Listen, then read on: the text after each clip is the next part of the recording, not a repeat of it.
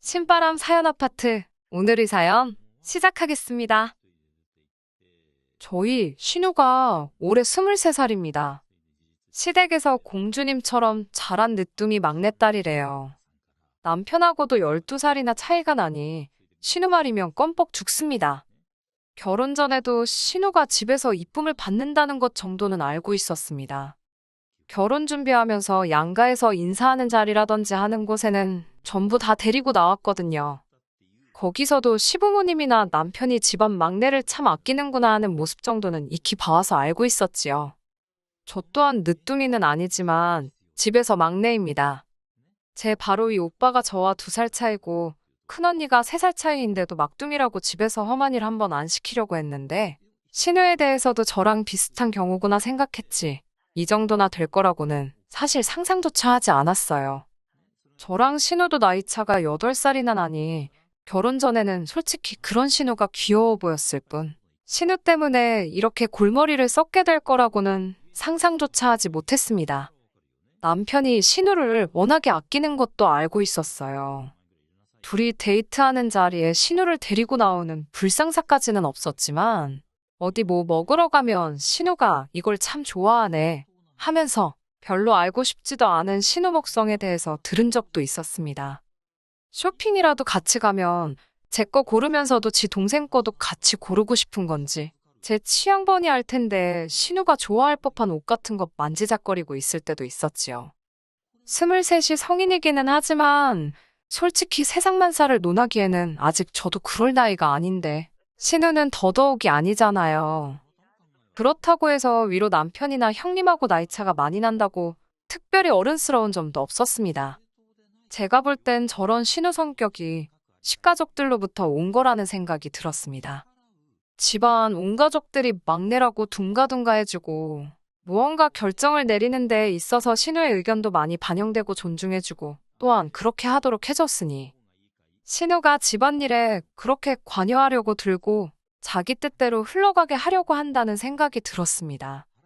결혼한 지는 5개월밖에 되지 않았지만 신랑이 그동안 저에 대한 아쉬운 것들을 신우한테 다 말하고 있다는 사실을 알게 되었을 때는 정말이지 너무나도 충격적이었습니다.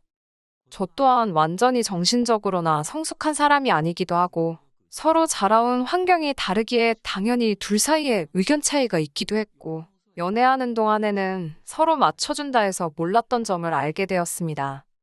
당연히 어떤 상황을 보는 관점이나 사상적인 것들부터 사소한 버릇까지 당연히 서로 다른 점이 있을 수 있다는 부분도 인정하고 있던 상황이었습니다만 남편은 자기가 느끼기에 저희 부족한 점이나 아쉬운 점을 신우에게 일일이 다 이야기를 해주고 있었었던 거예요. 심지어 둘 사이에 양말 뒤집어 벗어놓지 말라는 정도의 사소한 말다툼까지 말이지요. 백반양보해서 가족끼리 그런 거 당연히 공유할 수 있는 부분이라고 해도 이제 결혼 5개월 차인데 시어머니도 아니고 저보다도 8살이나 어린 신우가 저한테 감나라 배나라 하는 게 썩 유쾌한 상황은 아니더군요. 얼마 전 세상에 상상조차 못했던 일이 제 눈앞에 실제로 펼쳐지고 있었으니 말이죠. 신우가 절 좀 보자고 집까지 찾아왔어요. 연락이 없었던 건 당연한 거고 비밀번호는 어떻게 알았는지 집 문 열고 들어가니 신우가 집에서 저를 기다리고 있더라고요.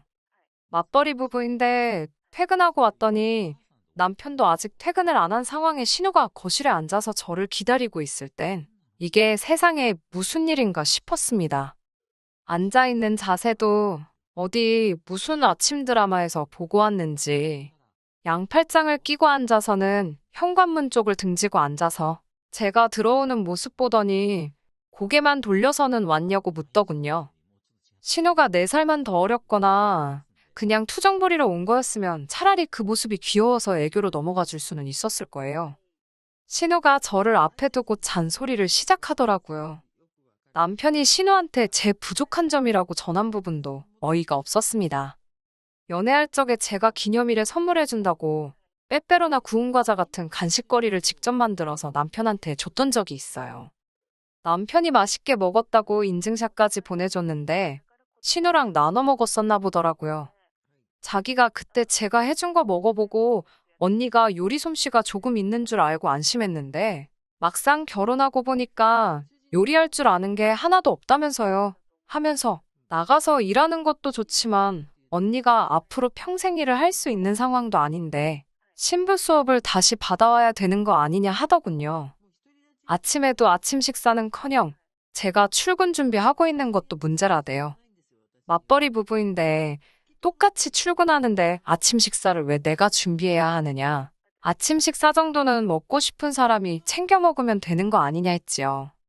저도 아침 식사를 거르는 편은 아니지만 회사에 30분 정도 일찍 출근해서 정허기가 지면 편의점에서 간단히 때우거나 커피 사면서 아침에 간단히 먹을 만한 거 사 먹거든요. 그런 것까지 일일이 신우한테 해명할 필요나 있나 싶었는데 신우가 완전 오늘 끝을 한번 보자는 식으로 나오길래 저도 욱해서 하나씩 다 받아쳤어요. 신우는 저한테 이제 결혼까지 했는데 아침에 출근 준비 뭐 오래 할 게 있냐고 하는 겁니다. 품절녀인데 얼굴에 분 찍어 바르고 멋내서 출근할 이유가 있냐면서요. 회사에 잘 보이고 싶은 사람이라도 있냐고 하는데 지금 자기가 얼마나 예의 없고 어이없는 행동을 하는 건지 알고나 있는 건지 신우만 아니었으면 한 대 쥐어박았을 겁니다. 그리고 남편한테도 어이가 없는 게 그런 게 불만이었으면 나한테 말이나 한마디 해볼 노력을 해야지. 다른 사람도 아니고 8살이나 어린 신우한테 어린 마음 푸너치도 없는 잔소리를 듣게 만드는 상황을 만든 부분에 대해서는 정말 열이 다 받더군요. 아직 대학생인 자기가 봤을 때도 아닌 것 같다고. 신우는 무조건 지 오빠 편을 들면서 무조건 제가 잘못했다는 식으로 말을 이어가더라고요. 아직 대학생인 아가씨가 끼어들 부분은 아닌 것 같다고 최대한 좋게 좋게 말하면서 남편 퇴근하고 오면 일만 더 커질 테니까 확 꾹 참으면서 이만 가라고 했어요. 이게 꼭 짚고 넘어가야 할 문제였다면 아가씨가 껴들 일이 아니고 남편하고 제가 둘이서 풀어야 하는 문제라고 말이죠. 그런데 계속 안 까고 뻗팅기면서 하는 말이 이게 남의 일도 아니고 자기 오빠 일이지 않냐고 하면서 저한테 여자 대 여자로 이야기를 해보자더군요. 오죽 상황이 말이 안 되었으면 본인이 저한테 한 소리 해주러 이렇게 찾아왔겠냐고 말이죠. 8살이나 어린 신우랑 더 이상 말다툼하기도 싫어서 최대한 좋게 좋게 설명해가면서 남편 올 때까지 기다렸다가 삼자대면을 해야겠다고 드는 신우를 터져나오는 우라를 눌러 참으며 겨우겨우 돌려보냈습니다. 그리고 남편이 퇴근하고 오자마자 대판 싸웠지요. 그런데 남편은 적반하장으로 지가 잘못한 게 뭐가 있냐고 하더군요. 비단 신우나 시가족들 아니더라도 솔직히 그런 이야기를 남한테 전하는 것부터가 잘못된 거 아니겠냐고 하니 내 가족들하고 말도 못하게 하는 거냐면서 자기 딴에 서운한 일들을 가장 의지가 되고 가까운 사람들한테 털어놓은 건데 가족들한테도 그런 말을 못하게 하면 자기는 그걸 어디 가서 말하냐고 하더라고요. 자기가 저한테 느낀 서운한 것들 다 저한테 말했으면 퍽이나 제가 듣는 척이라도 했겠냐면서요. 우리 둘이 더 큰 싸움이 나기 전에 자기가 눌러 참아내고 거기서 끝낸 게 오히려 잘한 일이라며 당당하게 나오니 더 어이가 없더라고요. 고작 결혼 생활 하면서 저한테 서운하다고 느낀 게 집 앞 안 차려주는 거랑 음식 입에 안 맞게 만드는 거였냐고. 신우한테 쓸데없는 말 전하지 말라. 저랑 안 좋은 게 있으면 둘이 대화로 풀어나가면 되는 거 아니냐. 그 말 한마디 하려고 했는데 지는 잘못이 없다고 나오니 결국 큰 싸움으로 번지게 되었습니다. 결혼 생활 시작한 이래 각방을 그날 처음 쓰게 되었네요. 말 전한 남편 잘못이 가장 크겠지만 어쨌든 이를 이 지경까지 만든 신우한테 적잖이 화가 났습니다. 속으로 분을 삭히면서 잠에 들었고 다음날 아침에 일어나서 남편하고는 서로 한마디도 안 하고 못 본 척 출근 준비를 시작했지요. 준비가 다 끝나서 나가려는데 남편이 제 뒤에다 대고 혼자 궁시렁대더군요. 말을 해줘도 반성을 할 줄 모른다고 자기가 그렇게 자기 서운한 점에 대해서 이야기했는데 그 정도 말해줬으면 오늘 아침엔 하다못해 못 이기는 척 계란 후라이라도 하나 붙여줘야 하는 거 아니냐고. 안 그래도 기분 더러운데 저한테 말이라고 건넨 게 그딴 소리라니 더 열이 받더라고요.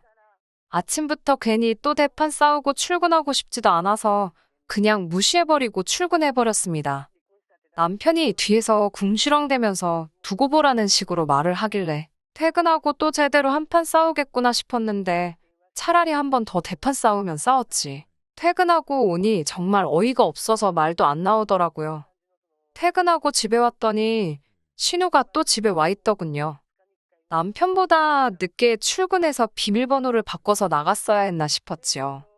그런데 더 어이가 없는 건 신우가 그냥 온 게 아니고 무슨 님 가방만한 커다란 여행 가방에 지 짐을 잔뜩 싸가지고 와서는 손님 방에다 짐을 벌써 다 풀어놓고 방 하나 차지해서 지방을 만들어 놨더라고요. 이게 뭐 하는 짓이냐고 신우한테 따졌더니 오빠가 부탁해서 왔다는 겁니다. 부탁은 무슨 부탁이냐 하니 자기가 앞으로 이 신혼집에 머물면서 제가 똑바로 하는지 다 감시할 거라고 하는 거예요. 오히려 저보고 고마워해야 한다고 하더군요.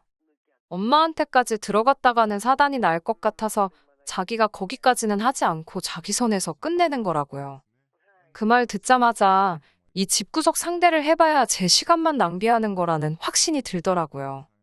각방 쓰게 돼서 그 방은 내가 써야 하는 방인데 아가씨가 거기에 자리 차지하고 들어왔으니 그 방에서 지내면서 오빠 아침밥도 차려주고 좋아하는 반찬도 손수해주면 되겠다고 말하고 저는 그냥 그 길로 집에서 나와 친정으로 향했습니다. 친정으로 향하는 와중에 신우, 남편, 시어머니 셋한테서 번갈아가며 전화가 오더라고요. 전화 다 무시하고 있다가 시어머니한테 전화가 오길래 전화를 받았습니다. 시어머니가 이게 다 무슨 일이냐고 묻기에 제가 아가씨한테 듣고 전화 주신 거 아니냐고 제가 제 입 아프게 또 설명할 필요나 있냐고 되물었어요. 늦둥이 신우를 어떻게 키우든 제가 왈가왈부할 일은 아니지만 오냐오냐 키워주고 뭐가 똥이고 뭐가 된장인지도 모르게 만들어 놓은 건 어머님 잘못도 있으니 알아서 책임지라고 했어요. 신우가 그렇게 오빠 아침밥에 집착하는 사람이었으면 처음부터 지 오빠 아침밥 차려주게 하던가 아니면 둘이 결혼을 시키던가 하지 왜 애꿎은 저한테 둘 다 떠맡길 생각을 하냐고 어이없다고 말하고 전화를 끊어버렸습니다.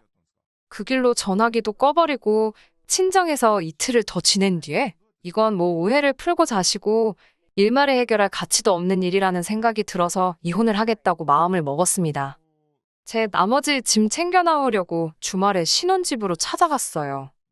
눈에 넣어도 아프지 않은 동생이 아내 같은 오빠 생각해서 차려놓은 진수성찬으로 점심 식사를 하고 있어야 할 남편이 런닝 차림으로 혼자 부엌에 앉아서 라면을 끓여 먹고 있더군요. 밥 잘해주는 동생은 어쩌고 라면을 먹고 있냐고 물으니 남편이 아무 말도 않다가 그제서야 저한테 와서 미안하다고 사과를 하더군요. 됐다 그러고 제 짐 챙기러 방으로 들어갔지요. 옷까지 하나하나 꺼내서 가방에 담고 있는데 남편이 제발 한 번만 용서해달라며 울부짖더라고요.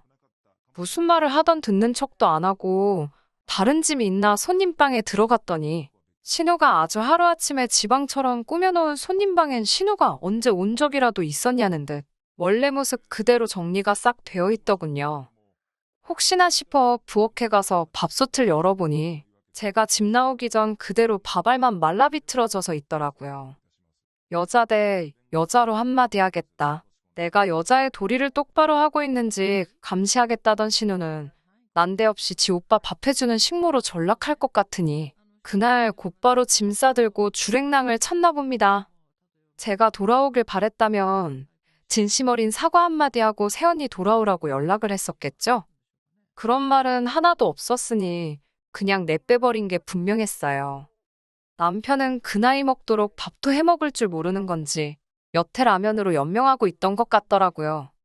그 꼬라지를 보니 속이 후련해서 이혼하기로 한 결심이 잘못된 결정이 아니라는 걸 새삼 느꼈습니다. 지금은 이혼 숙려 기간 중입니다. 그 어떤 사과를 해도 받아줄 생각도 없어요. 애초에 문제의 근원인 남편은 저한테 손이 발휘되도록 싹싹 빌고 미안하다고 사과를 했습니다. 일부러 남편 사과는 받아줬어요. 모든 걸 원래대로 돌릴 생각이 있으면 신우도 똑같이 와서 사과를 시키라고 했는데 이쁨 받는 막둥이 신우한테 그 누구도 저한테 사과하라고 말을 걸지 못하는 건지 신우는 지 오빠 결혼 생활 말아먹어 놓고도 아직도 뭘 잘했는지 연락 한 통이 없네요.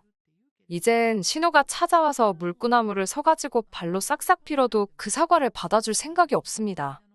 그 점 하나만큼은 신우 덕을 봤다고 볼 수 있겠네요. 혹시나 이 사연을 듣고 있을지도 모르는 신우한테 한마디만 하고 제 사연 마치도록 하겠습니다. 끝에서 끝까지 마음 강하게 먹을 수 있게 만들어준 신우야. 앞으로 엄마 밑에서 신부 수업 열심히 받아서 평생 오빠 곁에서 아침밥 해주며 뒷바라지 잘 해주렴. 네 오빠, 너 때문에 이혼당한 거 알지? 혹시나 오빠 두고 너 혼자 잘 살겠다고 그새 딴 남자 찾아 결혼할 이기적인 생각 하지 말고 너 때문에 이혼당해 평생을 혼자 지낼 수도 있는 불쌍한 너희 오빠 곁을 지키며 책임져 주는 게 도리에 맞는 거겠지?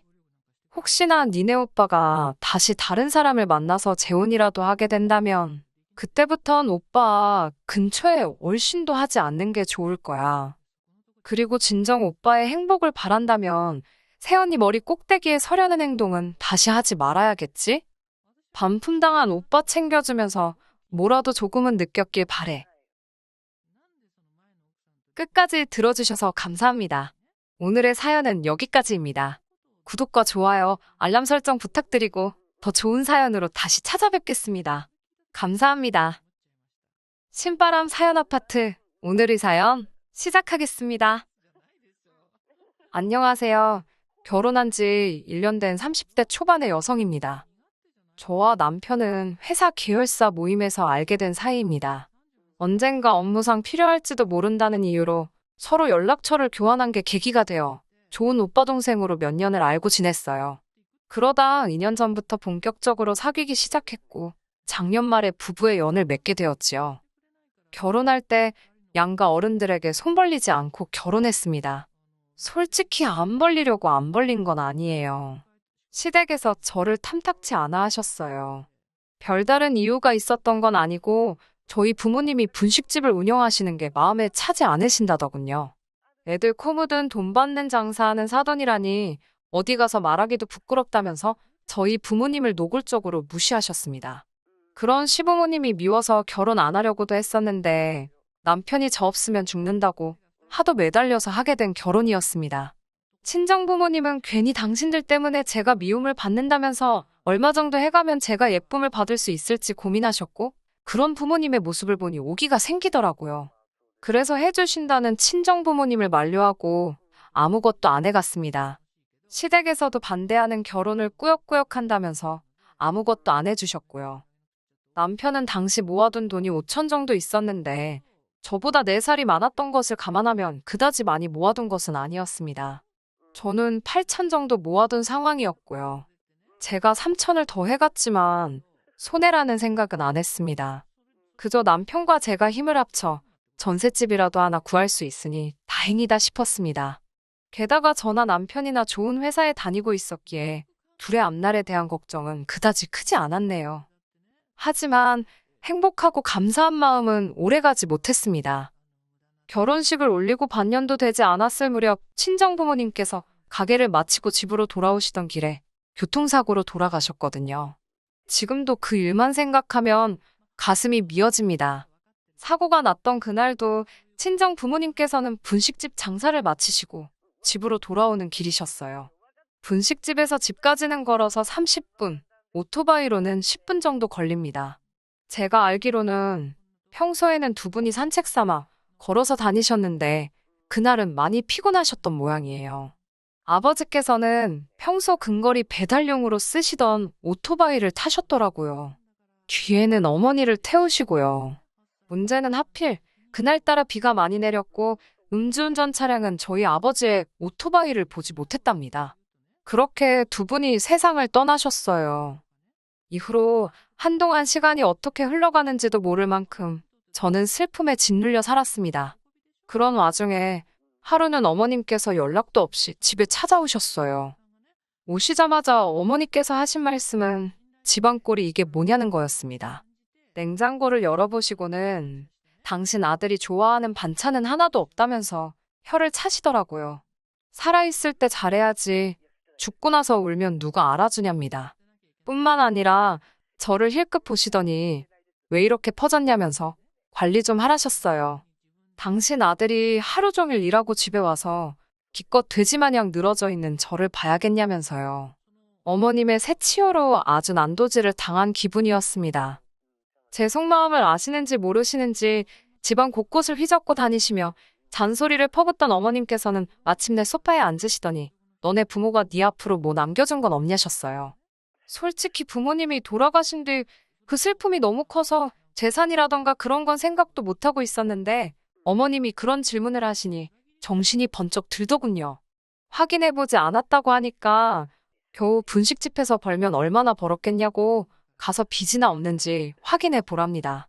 그러면서 덧붙이시기를 빚이 있으면 갚든 포기를 하든 네가 알아서 하되 남편이나 당신한테 피해는 주지 말라고요. 그건 저희 부모님이 만드신 거니까 제가 알아서 해야 하는 거라고 신신당부를 하시면서요. 어머님 말씀이 서운하고 얄미웠지만 한편으로는 언젠가 한 번은 했어야 하는 일이지 싶어서 주민센터를 찾아갔어요. 그리고 얼마 후 알게 된 결과는 충격적이었습니다. 빚은 고사하고 오히려 부모님께선 제 앞으로 큰 재산을 남겨두셨더라고요. 가치가 15억에 달하는 3층짜리 건물이었지요. 대출도 얼마 남지 않아 있었고요. 사실 처음엔 비밀로 하려고 했습니다. 그런데 사람들 말이 어차피 결혼하면 재산세 낼 때 다 알게 된다더군요. 어쩔 수 없다 싶었어요. 그리고 솔직히 말하자면 유치하긴 했지만 한편으론 시부모님께 자랑하고 싶은 마음도 들더라고요. 조심스레 시부모님께 친정부모님이 제 앞으로 15억짜리 3층 건물을 남겨주셨다 하니 저더러 소설 쓰냐며 비웃으셨습니다. 하지만 제가 등기부등본을 보여드리자 어머님께선 한동안 말을 잇지 못하시더라고요. 솔직히 남편과 저 두 사람만 놓고 본다면 제가 절대 남편보다 못한 조건은 아닙니다. 학벌도 비슷했고 벌이도 비슷했으니까요. 그렇다고 시댁이 잘 사는 것도 아닙니다. 아버님은 20년 가까이 회사 생활을 하셨지만 소위 만년과장이셨어요. 그래서 다니셨던 회사 이름은 밝히셔도 직함은 절대로 말하지 않으십니다. 어머님은 평생을 전업주부로만 사셨고요. 두 분은 남편이 드리는 약간의 용돈과 연금 그리고 아파트를 담보로 받은 대출로 생활비를 융통하고 계셨습니다. 그나마 이 모든 사실도 결혼하고 나서 어머님이 말실수를 하시면서 알게 된 일들입니다. 결혼 전에는 아버님이 무슨 대기업 임원까지 할 뻔하셨다. 당신들은 재산이 많아서 그 재산으로 먹고 사신다. 거짓말을 어지간히도 치셨어요. 지금도 그 말 같지도 않은 허풍에 저희 부모님이 속상해하신 걸 생각하면 자다가도 눈이 번쩍 뜨일 지경입니다. 아무튼 결혼해서 살다 보니 별 볼 일도 없는 시댁이었고 그런 시댁 입장에서 하루아침에 며느리가 건물주라니 봉잡았다 싶었던 모양이에요. 떡 줄 사람은 생각도 안 하는데 별의별 소리를 다 하시더라고요. 하루는 아버님께서 당신이 왕년에 회계팀에서 일을 했던 경력이 있으니 제 건물에서 나오는 월세를 관리해 주시겠답니다. 대신 월급으로 한 달에 300씩 달라고 하시더군요. 너무 어이가 없어서 월세 관리가 뭐가 필요하냐고 여쭤봤습니다. 제 건물에서 장사하시는 분들 대부분이 4, 5년은 되신 분들이라 때 되면 어련히 제 계좌로 이체해 주시는데 아버님이 구태여 고생하실 필요는 없다고 완곡히 거절의 뜻을 밝혔지요. 하지만 동시에 생활이 혹시 어려워서 일자리를 찾으시는 건가 싶어 회계일 말고 건물 관리 일을 도와주시는 건 어떻겠냐고 여쭤봤습니다. 건물 관리라는 게 사실 어려운 일은 아니고 이상한 사람이 오가지는 않는지 청결한지 그런 것들만 체크해 주시면 되는 단순한 일이었어요. 마침 오랫동안 해주시던 아저씨께서 고향에 내려가신다고 했기에 그나마도 여쭤볼 수 있었던 거고요. 그러자 이번엔 어머님께서 노발대발 난리가 나셨습니다. 어디 며느리가 건물주인데 시아버지가 모양 빠지게 경비를 서냐면서 저더러 지금 시아버지 망신 주려고 작정을 했냐고 악을 쓰시더라고요. 제 입장에서는 호의를 베푼 건데 어머님이 악다구니를 쓰시니 얼떨결에 머리채 잡힌 기분이었어요. 참다 못한 제가 내키지 않으시면 하지 마시라고 선을 그었네요. 이튿날 남편이 한다는 소리는 더 가관이었습니다. 어머님께서 남편에게 세상 천지에 시부모한테 조건 달고 용돈 주는 며느리가 어딨냐고 한탄을 하시더래요. 그제서야 무슨 소린지 알겠더라고요. 한마디로 가만히 계셔도 제가 돈을 척척 드려야 하는데 일을 해야 돈을 준다고 하니 그게 마음에 안 드셨던 거예요. 하지만 이런 이유로 제가 남편과 헤어지기로 결심한 건 아닙니다. 제가 이혼을 결심하게 된 결정적인 이유는 어머님이 말 그대로 저를 파셨기 때문이에요. 예전부터 궁금하긴 했지만 구태여 관심을 갖지 않았던 일들이 몇 가지 있는데 그중 하나가 바로 시부모님께서는 생활비를 도대체 어떻게 마련하시는 걸까였어요. 앞서 말씀드렸다시피 남편이 드리는 용돈과 연금 그리고 대출까지 받아 쓰고 계신다고 듣기는 했지만 사실 아파트라고 해봤자 시세 5억짜리라 대출을 받으시면 얼마나 받겠나 싶었거든요. 하지만 얼마 전 있었던 일로 그 궁금증이 완벽하게 해소되었네요. 알고 보니 어머님께서는 당신 친구들부터 한 다리 건너 아는 지인들까지 많은 사람들로부터 돈을 빌려 쓰고 계셨습니다. 제가 이 일을 알게 된 건 어머님께 돈을 빌려주신 분들 중 한 분이 제가 일하는 회사에 찾아오셨기 때문이에요. 영문도 모른 채 손님이 찾는다는 연락에 1층으로 내려갔는데 그분께서 다짜고짜 네 CM이란 여자가 돈을 안 갚는다며 저더러 어떻게 할 거냐고 따지더군요. 황당해서 그게 무슨 소리냐고 여쭈니 그분도 뭔가 이상하다 느꼈는지 저에게 자초지종을 이야기해 주셨어요.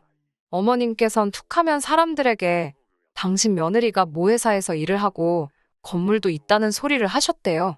나아가 당신에게 무슨 일이라도 생기면 며느리가 다 책임져 줄 거라며 돈을 빌리곤 하셨답니다. 말 같지도 않은 이야기를 들으니 화가 치밀고 미쳐버릴 것 같더라고요. 저는 어머님께 이게 다 무슨 귀신 씨나락 가먹는 소리냐고 따지고 들었습니다. 일전에도 어머님께서 경우 없는 행동을 많이 하셨고 그때마다 속으로 삭히던 저였지만 이번만큼은 도저히 그냥 넘어갈 수가 없었거든요. 어머님께서는 여편네가 좀만 기다리면 되는 걸 저렇게 못 믿고 쫓아왔다며 오히려 급은욕을 하셨습니다. 저는 어머님께 다른 분들과 거래를 어떻게 하셨든 궁금하지도 않고 알고 싶지도 않다고 그저 제 회사로 찾아오지만 않게 해달라 했습니다. 그러나 어머님의 반응은 정말 뻔뻔하기 짝이 없으셨어요. 당신은 불편한 게 하나도 없다면서 그렇게 불편하면 저더러 해결하랍니다. 돈 몇 푼 쥐어주면 떨어져 나갈 거라나요. 솔직히 몇십만 원 단위면 그냥 물어드리려고 생각했어요. 그런데 어머님 입에서 나온 숫자는 가히 충격적이었습니다.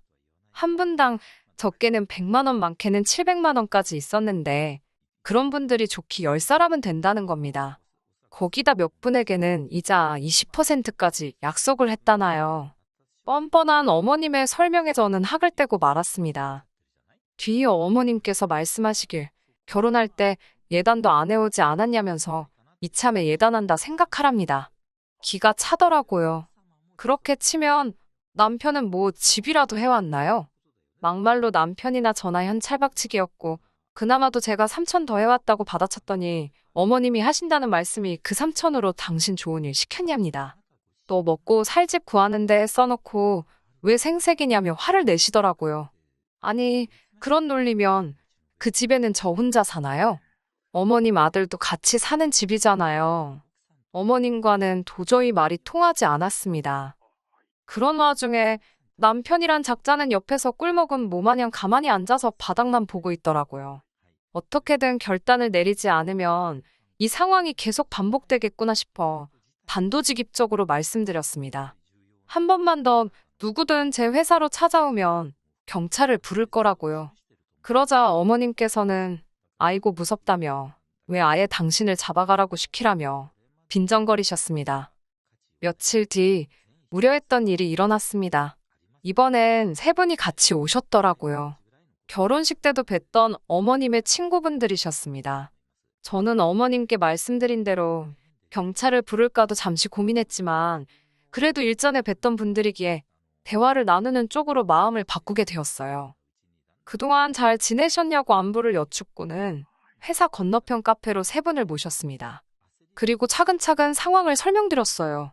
솔직히 말하면 감정적인 부분이 섞이기도 했습니다. 어머님이 저희 부모님을 무시하면서 결혼을 반대했던 일과 저희 부모님이 돌아가시면서 저에게 유산으로 건물을 남겨주셨다는 이야기를 할 때는 저도 모르게 눈물을 보였거든요. 다행히도 어머님 친구분들 모두 제 이야기를 듣고는 이제 상황 파악이 되었다며 미안하다셨습니다. 그리고 며칠 뒤 어머님께서 아주 노발대발 화가 단단히 나셨더라고요. 도대체 그 여편네들한테 뭐라고 떠들었길래 자기한테 인생 그렇게 살지 말라면서 욕을 하냐입니다. 도대체 어떻게 인간들을 구워 삶았냐며 저에게 악다구니를 쓰시더라고요. 저는 그날 있었던 일을 가감없이 전해드렸습니다. 그러자 어머님께서는 며느리란 게 이제는지 시애미까지 개망신을 시킨다며 어찌 죽은 네 부모나 너나 체면이란 걸 생각할 줄 모르냐고 따지셨습니다. 그 와중에 돌아가신 부모님을 들먹이니 저도 눈이 돌아가더라고요. 제가 어머님께 방금 하신 말씀 당장 사과하시라고 했습니다. 이 상황에 저희 부모님 이야기가 왜 나오냐고요. 그러자 남편이 저더러 적당히 좀 하랍니다. 자기가 보기엔 그저 어머님이 서운해서 그러시는 건데 그것도 못 받아주냐면서 막말로 한 달에 월세만 1,000 가까이 들어오면서 돈독이 올랐냐입니다. 말 나온 김에 따져보자면서 그까짓 돈 몇 푼 갚아줄 것도 아니면서 가만히나 있지. 굳이 자기 부모님 개망신을 시켜야 했냐면서 목에 핏대를 세우더라고요. 평소에 제가 당하고 있을 때는 진짜 한마디도 안 하던 인간이 지 엄마 일이라고 희번덕거리는 걸 보니 어이가 없더군요. 저도 더는 당하고만 있을 수가 없어서 어머님에게 미친 듯이 싸댔습니다. 그 싫어하던 며느리 주머니에서 몇 푼 뜯어갈래다 잘 안 되니까 겨우 한다는 게 욕지거리냐고요. 어디 가서 암만 그래보시라고. 그래봤자 누구 하나 어머님 무서워하나. 저도 어머님 하나도 안 무섭다고 그랬습니다. 남편에게도 너도 그따위로 할 거면 내 옆에 있지 말고 니네 엄마한테 꺼지라고 했어요. 그러자 어머님께서는 너 말 잘했다며. 네가 먼저 우리 아들한테 이혼하자고 했으니까 그 건물 절반은 위자료로 내놔야 된답니다. 웃기지도 않아서 어머님 뉴스 안 보시냐고 물었습니다. 왜 끝까지 무식한 티를 내시냐며 이건 제가 상속받은 재산이라 위자료랑은 아무 상관도 없다고요. 게다가 저희 지금 혼인신고도 안 되어 있는 거 기억 못 하시냐고 물으니 순간 어머님이 아차 싶은 표정을 지으셨어요. 어머님께서 저 너무 마음에 안 든다고 앞으로 하는 거 봐서 혼인신고하는 거 허락해 주신다면서 못하게 하셨거든요. 저는 어머님께 너무 감사하다고 덕분에 이렇게 수월하게 헤어진다고 인사를 드렸네요. 남편한테는 계좌번호 찍어서 보내라고 했습니다. 결혼할 때 너가 가져온 5천에서 1,000만 원은 네가 먹고 쓴 거다 치고 나머지만 보내준다고 했습니다. 그러자 남편이 당황한 눈초리로 또 뭘 그렇게까지 하냐면서 그냥 이쯤에서 그동안 마음속에 쌓인 이야기 다 풀었다 치자네요. 웃기지도 않아서 내가 그동안 당한 게 얼만데 꼴랑 어머님 욕 좀 드신 걸로 풀긴 뭘 푸냐고 됐다고 했습니다. 우리 부모님 가슴에 대못 박은 그 죄를 니네 엄마가 용서받을 수 있을 것 같냐고 악을 썼네요. 이후로 저는 남편과 다시 남남이 되었어요. 오빠 동생만도 못한 사이가 된 거지요. 솔직히 부모님 돌아가신 이후로 어떻게 보면 제 유일한 가족이었기에 어떻게든 지켜내고 싶었던 게 사실이에요. 그래서 어머님과의 다툼이 있을 때마다 남편이 적극적으로 개입하지 않았어도 크게 원망하지 않으려고 노력했습니다. 하지만 결국 이렇게 되었네요. 저는 남편과 헤어진 후 회사까지 찾아왔던 그분들에게 고부관계가 끝났다고 소식을 전했습니다. 이제는 정말이지 제가 책임질 이유도 없고 명분도 없는 만큼 저희 어머님께 빌려드린 돈을 조금이라도 받으시려면 빨리빨리 고소도 하시고 아파트 경매도 생각해보시라고 조언해드렸어요. 후기라면 후기인데 얼마 전 남편에게서 연락이 왔었습니다. 다 죽어가는 목소리로 좀 도와달라대요. 무려 9사람이 어머님을 고소했는데 금액이 엄청나답니다. 이러다간 아파트도 뺏기고 온 가족이 길바닥을 나앉게 생겼다며 좀 도와달랍니다. 순간 안쓰러운 마음이 들긴 했지만 저희 부모님이 살아생전 못 먹고 못 입고 만드신 재산인데 그따위로 쓸 수는 없었지요. 남편에게는 유감이지만 각자 살 길 찾기로 했으니 더는 연락하지 말라고 했네요. 그 이후로는 어떻게 됐는지 잘 모릅니다. 제가 연락처를 바꿨거든요. 이후로 저는 회사를 떠났고 지금은 그동안 배워보고 싶었던 것들을 배우며 제 인생의 새로운 시작을 준비하고 있습니다.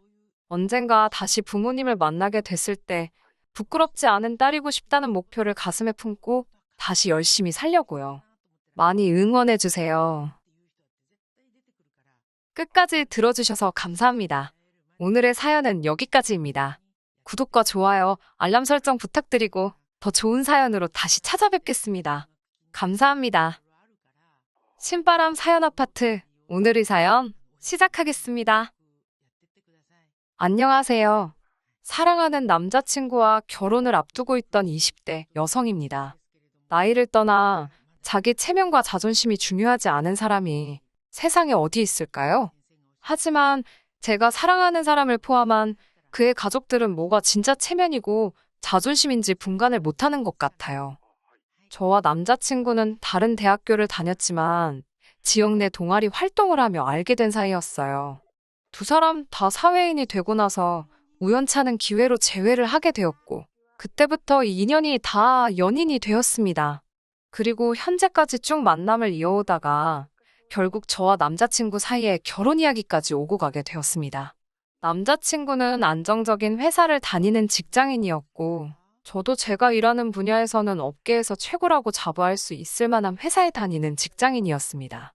서로 벌이가 괜찮은 경제적인 뒷받침이 있었지만 제가 남자친구와 결혼 생각까지 만들게 된 가장 큰 이유는 따로 있었어요.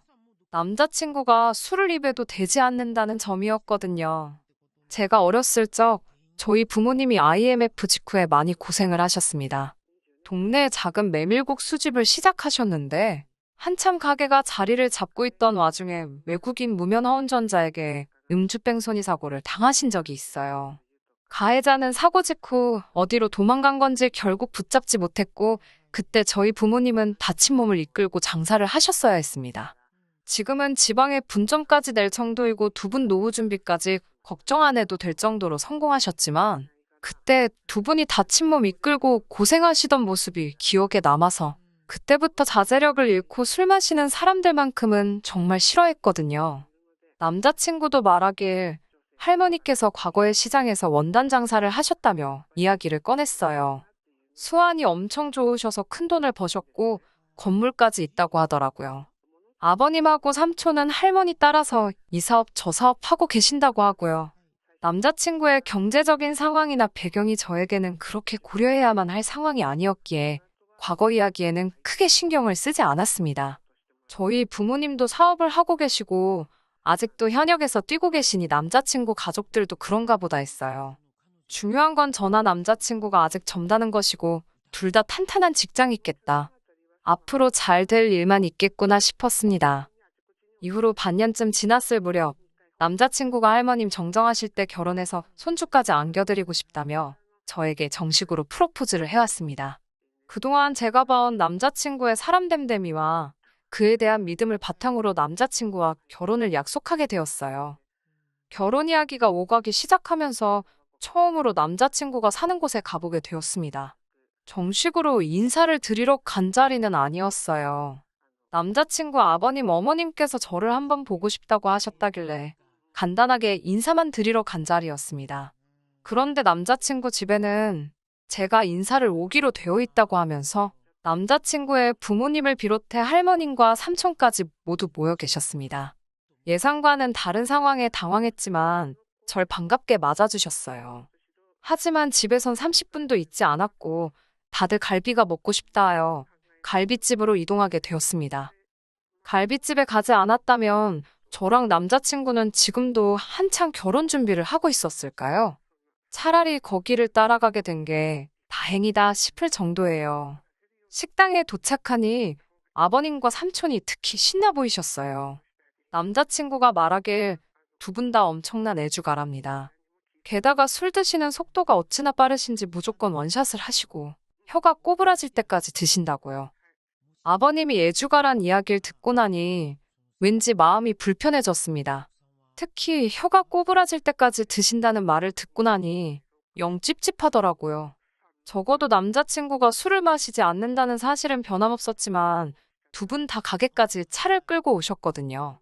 대리를 부르시던가 할 거라고 생각했지만 애초에 술을 먹을 계획이셨다면 처음부터 택시를 타던가 하셨으면 좋지 않았을까 싶었어요. 말씀드렸다시피 예전에 저희 부모님이 음주운전 차량으로 인해서 큰 사고를 당하신 적이 있다 보니 저도 그렇고 저희 부모님도 술은 입에 대지도 않았고 술을 싫어했으니까요. 게다가 제 눈에는 말이 좋아해주가지 술 좋아하고 조절 못하는 사람들은 죄다 상종 못할 사람들처럼 보일 수밖에 없었습니다. 하물며 차까지 가져오셨으니 그 모습이 저한테는 좋게 보이지는 않았어요. 아무튼 이래저래 마음이 어수선해지려는 찰나 아버님께서 돼지갈비 6인분과 소주 5병, 맥주 3병을 시키셨습니다. 밑반찬이 깔리자마자 술을 같이 가져다 주시더라고요. 그러더니 대뜸 아버님께서 저더러 한 잔 따라보랍니다. 내키진 않았지만 한 잔 따라드렸어요. 그러자 이번엔 제 차례라면서 방금 아버님이 드시던 술잔에 잔을 직접 채우시더니 그걸 마시라고 제 앞에 내밀더라고요. 술을 저한테 권하시는 것보다도 지금 저걸 나보고 마시라는 건가 싶었습니다. 제가 술을 입에도 안 대고 싫어하는 걸 떠나서 제 잔에다 따라주는 것도 아니고 드시던 잔에다가 술을 채워 건네다니요. 암만실에에서 마스크를 착용하는 게 해제가 되었다고 한들 아직도 재채기만 해도 눈치가 보이는 이 시국에 잔돌리기를 하고 계시니 솔직히 기분이 엄청 나빴습니다. 저는 최대한 정중하게 술을 전혀 못한다고 설명을 드리면서 거절했어요. 하지만 아버님께서는 끈덕지게 저보고 어른이 주는 술은 먹어도 되는 거라면서 강요를 하셨습니다. 100번 양보해서 술 한 잔 마실 수는 있다고 쳐도 도무지 그 잔으로는 술을 마실 엄두가 나질 않았어요. 그래서 끝끝내 정말 죄송하다고 술이 몸에 안 받아서 마시질 못한다고 설명을 드리며 거절을 하게 되었습니다. 결국 아버님께서는 들고 계시던 소주잔을 테이블에 거의 던지듯 내려놓으시곤 인사드리러 왔다는 며느리감이 시애비 될 사람이 주는 술 한 잔을 안 마시냐며 짜증이 난다셨습니다. 당황한 제 손에 옆에 있던 삼촌께서 강제로 소주잔을 쥐어주시면서 그냥 한 잔 받으랍니다. 회사원이라고 들었는데 회사에서 기본적인 주도도 안 가르쳐 주냐고 하시면서요. 주도가 뭔지도 알고 있고 적어도 저는 그렇게 배우진 않았거든요. 그리고 회사에서는 술을 싫어하는 저에게 억지로 술을 마시라 강요하지도 않고요. 아랫사람의 주도가 있다면 당연히 윗사람도 아랫사람을 배려하는 주도가 있는 법 아니겠어요? 하지만 남자친구도 저를 보며 어쩔 수 없다는 눈빛으로 한 잔만 받아달라는 듯한 눈초리로 저를 바라보고 있었고요. 그나마 다행인 건 삼촌께서 쥐어주신 소주잔이 아버님이 마시다가 던져버린 그 잔이 아니라 테이블이 세팅될 때 뒤집어 놓은 쓰지 않은 잔이어서 아버님이 따라주는 술을 한 잔 받았습니다. 결국 할 수 없이 받은 그 소주 한 잔을 천천히 나눠 마시고 있었습니다. 그런데 또다시 아버님께서 제 잔을 보시더니 잔이 너무 안 빈다고 뭐라고 하시더라고요. 대학교를 다닐 때도 직장 생활을 하면서도 저에게 그 누구도 술을 마시라고 강요하는 사람은 없었는데 남자친구 아버님께서 그런 스트레스를 주실 거라곤 상상도 못했네요. 그 와중에 어머님께서는 저에게 집게와 가위를 주시면서 술 안 마실 거면 차라리 이쪽으로 와서 고기라도 구우라고 하셨습니다. 이제 며느리도 생겼으니 자기도 식문으로 탈출하게 생겼다고 깔깔대시면서 제가 고기 굽는 것부터 한번 보겠다고 하시면서 말입니다. 며느리 덕분에 모처럼 밥 한 끼 편하게 먹겠다고 하시면서 말입니다. 차라리 아무 말씀도 안 하셨으면 아버님한테 당하고 있는 제가 보기 안쓰러워서 도와주셨다 좋게 생각했을 텐데 쓸데없는 사족을 붙이시니 솔직히 기분이 너무 안 좋았습니다. 제가 남자친구와 결혼을 약속한 건 맞지만 그래서 남자친구의 가족들에게 잘 보이고 싶은 마음도 진심이었지만 왜 이런 대우를 받고 있어야 하는지 도통 이해가 되지 않았어요. 게다가 어머님이 저에게 고기를 구우라고 한 그때 할머님까지 저에게 이런 건 시애미가 시키기 전에 네가 알아서 했어야 된답니다. 뭐 먹으러 오면 여자가 눈치껏 파릿파릿하게 움직여야 된다나요.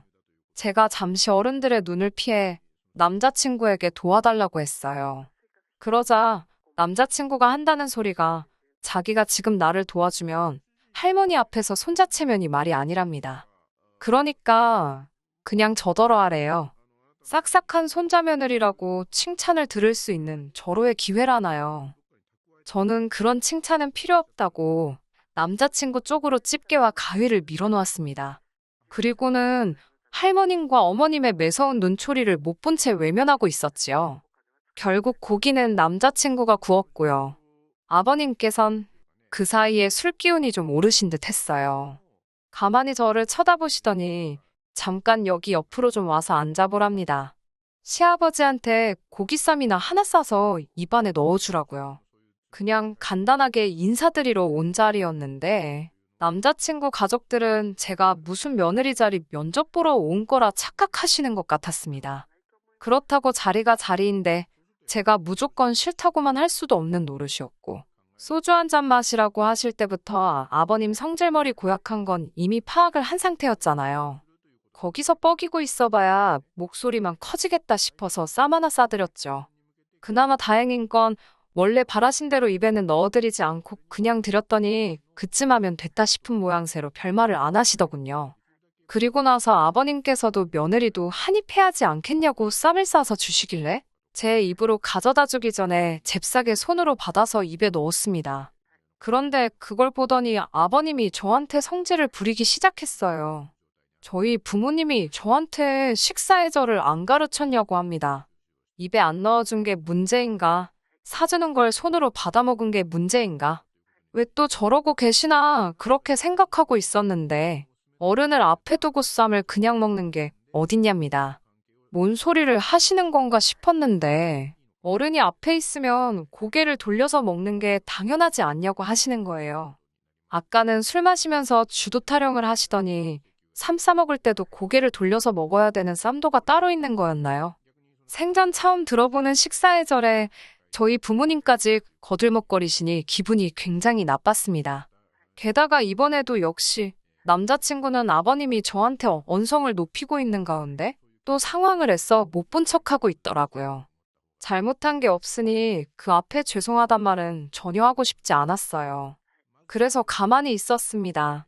제가 굽히지 않고 있으니 아버님은 저한테 계속 큰 소리 치고 계시고 차라리 속으로는 제가 며느리감으로 불합격이 되었으니 결혼 허락을 안 하겠다고 여기서 이만 가보라고 해주셨으면 싶었습니다. 제가 제 발로 그 자리를 뛰쳐나갈 수도 있었지만 그때는 행여나 그게 예의 없는 행동이고 그로 인해 저희 부모님 얼굴에 먹칠을 하게 되지 않을까 싶어서 가만히 있었거든요. 제가 계속해서 아무 말도 없으니 아버님은 어디서 못각 같은 며느리감을 데리고 왔다며 당신은 나긋나긋한 여자가 좋으니 남자친구에게 결혼하면 저를 교육 좀 잘 시켜서 태도 좀 고치게 하랍니다. 술도 좀 배우고 주도도 배우고 기본 예절도 배워서 어른들 있을 땐 어떻게 해야 하는지 좀 배우라면서요. 게다가 어머님과 할머님까지 저더러 식당에 사람들도 많은데 시댁 어른들 체면도 생각 안 하고 싫다 소리만 계속하면 어쩌냐입니다. 옆 테이블 사람들이 저 때문에 당신들을 비웃고 있답니다. 남자친구한테도 너 사귀면서 남자친구라고 제대로 대접이나 받고 사귀었냐며 무안을 주시더라고요. 상황이 이쯤 되니 이미 저는 이 집구석에 잔뜩 질려버렸어요. 어떻게 집안에 정상적인 사람이 한 명도 없는 건지. 그나마 정상이라고 생각했던 남자친구마저 제가 처한 상황에 한마디도 나서지 않고 있으니 아무리 봐도 제가 이런 대우를 받는 게 당연하다고 생각하는 사람인 게 아닌가 싶었습니다. 차라리 결혼 이야기를 꺼내기 전에 나는 내 가족들이 먼저고 내 가족들이 너한테 어떠한 행동을 해도 너가 다 참아야 한다고 말해줬으면 애초부터 결혼하자는 말에 알겠다 대답하지 않았을 텐데 라는 생각이 들더라고요. 아니면 처음부터 자기 가족들이 하자가 있는 걸 알고 있었고 그 사실을 들키면 결혼하려 드는 사람이 없겠다는 확신을 가지고 있었던가? 그래서 어디 눈먼 여자가 있어서 운 좋게 결혼하면 다행이고 아니면 말고 하는 식으로 그런 게 아닐까? 남자친구 머릿속을 들여다볼 수는 없으니 제 생각에는 아무리 생각해도 둘 중에 하나밖에 없겠다고 생각했습니다. 술이 더 들어가자 아버님과 삼촌께서는 별 이야기를 다 꺼내시더라고요. 그리고 그 와중에 제가 미처 남자친구에게서 듣지 못한 이야기들도 있었습니다. 삼촌께서는 젊은 날 반복된 사업 실패로 신용불량자가 되었다는 이야기를 자랑처럼 하더라고요. 아버님도 사업을 하고 계시기는 하는데 마땅한 수입이 없으신 건지 싶었습니다. 그렇게 주고받던 이야기가 결국에는 조카 자랑, 자식 자랑으로 넘어가더라고요. 형님이 자식 하나는 잘 키웠다고요. 우리 집안 짊어지고 가는 모습이 장하다고 하시는 거예요. 그러면서 알게 된 충격적인 사실은 남자친구의 부모님은 물론 삼촌부터 할머님까지 전적으로 남자친구가 벌어오는 돈에 기대서 살고 있더라고요. 제가 온다고 해서 아버님 댁에 다른 분들이 오셔서 모인 게 아니셨고, 그 집에서 다섯이 온 식구가 모여 살고 있었던 겁니다. 자세히는 모르겠는데, 왕년에 잘 나갔을 때 이야기를 계속 꺼내시는 걸 보니, 남자친구 말대로 할머님이 돈을 잘 버셨던 건 사실인 것 같지만, 아버님이고 삼촌분이시고 두 사람이 사업으로 할머님 재산을 날려먹은 것처럼 보였어요. 그리고 그걸 자랑이랍시고 떠들어대는데 남자친구 배경이 결혼하는데 중요한 부분은 아니었지만 이미 이 시가족이 될 사람들의 바닥을 결혼 전에 다 알게 되어버렸는데 그게 끝이 아니라 바닥 아래에 더 깊은 바닥이 있었다는 걸 알게 돼버린 거예요. 몇 년 동안 쌓아올린 남자친구와의 정은 이미 이 자리에서 몇 시간 만에 날아가 버린 지 오래였고 저는 언제쯤 남자친구한테 결혼은 없었던 일로 하고 헤어지자는 말을 꺼내는 게 좋겠나 생각하고 있었습니다. 그 와중에도 남자친구는 제가 자기랑 결혼을 할 것이라 철석같이 믿고 있는지 자기가 가족들을 먹여 살리는 건 우리가 결혼을 해도 달라질 일이 아니라고 말하는 거예요. 어차피 저도 돈을 벌고 있으니 자기가 월급을 받아오면 애초에 그 돈은 없는 셈 치면 된다는 겁니다. 남자친구가 한 달에 300만 원을 번다고 치면 그중에 150만 원은 없는 거다. 그러니 자기 월급이 애초부터 150만 원이었다 생각하라는 거예요. 그런 이야기를 아무렇지 않게 하는 남자친구보다 그 모습을 우리 아들, 우리 조카, 우리 손자 참 장하다 하는 표정으로 바라보는 남자친구 가족들을 보니 왠지 모르게 소름이 다 끼치더라고요. 저는 차라리 그날 일이 하늘이 제게 주신 기회라고 생각했어요. 제 발로 스스로 지옥불 불구덩이에 뛰어들기 전에 그동안 제가 착하게 살아온 걸 봐서 유턴할 기회를 주신 게 아닌가 싶더라고요. 또 저희 부모님 싸잡아서 예의범절이 어쩌고 하는 게 듣기 싫어서 참았는데 이 말도 안 되는 자리에 1분이라도 더 있었다가는 저희 부모님이 저를 자존감도 없게 키우셨다 생각하지 않겠나 싶었습니다. 더 길게 말할 것도 없이 그냥 자리에서 일어나서 저는 이만 가보겠다고 하고 가게 밖을 나왔어요. 그러니 남자친구가 황급히 저를 쫓아나오더라고요. 그러면서 하는 말이 그렇게 그냥 가면 어떡하냐고 자기 가족들이 지가 푸대접을 받으며 산다고 오해하지 않겠냐고 하면서 그냥 갈 거면 계산이라도 하고 가라는 겁니다. 정말 태어나서 싸움 같은 거 해본 적이 한 번도 없는데 남자친구 저러는 꼬라지를 보고 있으니 열이 확 올라서 저도 모르게 뺨을 한 대 후려갈켜버렸어요. 니네 가족들이 처먹은 걸 왜 내가 내냐고. 어차피 니들 가족이 너가 그러는 거 자랑스러워하는 것 같은데 니 돈으로 내라고 했어요. 그리고 결혼이고 나발이고 그런 게 문제가 아니라 앞으로 나한테 연락하지 말라 했습니다. 저랑 남자친구가 옥신각신하면서 주변이 시끄러워지니 남자친구 가족들도 무슨 일인가 하고 따라 나오더라고요. 마음 같아서는 당장 택시 타고 집으로 가려고 했습니다. 분위기가 험악하니 그제서야 제 눈치를 보면서 누구 하나 나서지 못하는 와중에 남자친구 삼촌분이 해결을 한답시고 나서는 거예요. 현은 완전히 꼬부라져서 저보고 오늘 욕받다면서 원래 시댁 식구들이 어렵고 힘든 거라고 시간이 지나면 익숙해질 거라고 하더라고요. 말 같지도 않은 소리에 대꾸도 안 하고 있으니 제 기분 풀어보겠다며 아무리 그래도 그렇지 이러는 거 아니라면서 당신이 저를 집까지 차로 태워다 줄 테니 그걸로 기분을 풀라는 겁니다. 술을 저렇게 먹은 사람 옆에 타는 것도 싫었고 애초에 무슨 술을 그렇게 먹고 운전이냐 했더니 자기가 운전 경력만 몇 년인 줄 아냐고 하면서 당신은 술을 먹어야 운전을 더 잘한다고 하는 겁니다. 그때는 너무 화가 나서 그랬나 저도 모르게 삼촌분 정강이를 구둣발로 걷어차버렸어요. 으억하는 소리와 함께 다리를 부여잡고 바닥에 주저앉더라고요. 저는 불러놓고 기다리고 있던 택시를 취소시키고 남자친구와 아버지와 삼촌한테 한마디 했습니다. 죽으려면 곱게 혼자 죽지. 엄한 사람 데려갈 생각은 꿈도 꾸지 말라고요. 황천길 가고 싶으면 혼자 가라고 했습니다. 아주 내 앞에서 운전석에 타보기만 하라고 그러면 그 길로 경찰에 신고할 거라고 했습니다. 아까까지는 술 따라봐라, 한 잔 받아라, 고기 구워라 아주 저를 우습게 보던 인간들이 제 앞에 쩔쩔매며 서 있었어요. 남자친구 아버지가 그래도 자기는 술을 덜 마셨으니 다리 불편하신 할머님 때문에 차를 가져가야겠다며 자기는 괜찮지 않냐고 막무가내로 차에 타길래 그냥 아버님이 보고 있는 앞에서 경찰서에 전화를 걸었습니다. 그러니 저한테 너는 부모도 없냐 어쩌고 하면서 또 예의범절을 논하더라고요. 적어도 우리 부모님은 음주운전은 안 하시고 만에 하나 음주운전을 하시면 저는 똑같이 행동할 거라고 했어요. 가게 밖에서 소동이 나고 있으니 무슨 일인가 구경하는 사람들도 남자친구 가족들한테 걸어가라 하면서 같이 저에게 동조해줬고 남자친구 가족 때 저 혼자였던 게 주변 사람들까지 가세하고 나니 결국엔 차를 주차장에 두고 집 쪽으로 걸어가더라고요.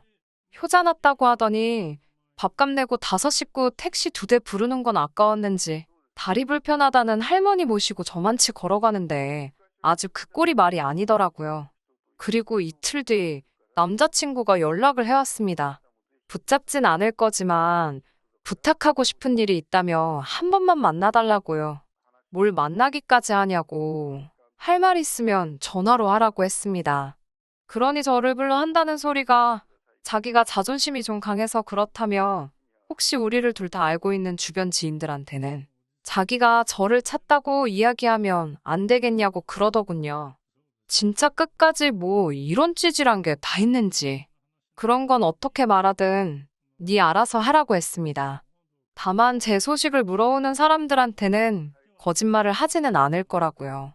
혹시나 정말 헤어지게 된 게 저 때문에 그런 거냐 물어오는 사람들에겐 무슨 일이 있었는지 낱낱이 다 말해주겠다고 했습니다. 남자친구는 전화기 너머로 조용하더라고요.